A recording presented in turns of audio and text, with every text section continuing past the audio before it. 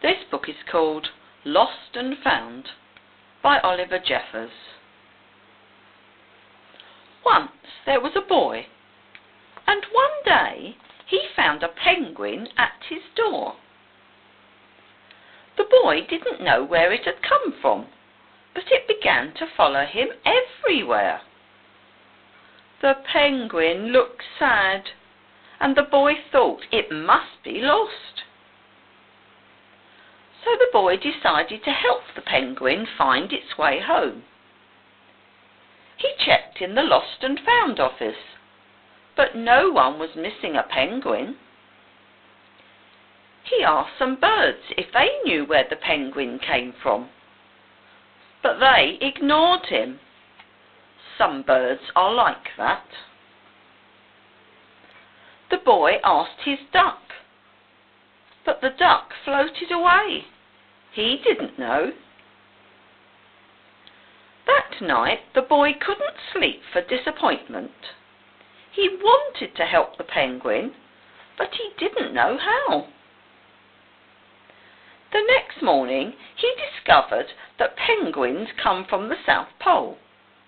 But how could he get there? He ran down to the harbour and asked a big ship to take them to the South Pole.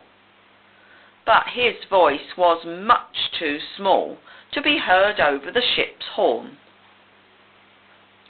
So together, he and the penguin would row to the South Pole. The boy took his rowboat out of the cupboard, and they tested it for size and strength. They packed everything they would need, and together they pushed the rowboat out to sea. They rowed south for many days and nights, with the boy telling stories all the way. The penguin listened to everything that the boy said. They floated through good weather and bad, when the waves were as big as mountains, until they came to the South Pole. The boy was delighted, but the penguin said nothing. Suddenly it looked sad again as the boy helped it out of the boat.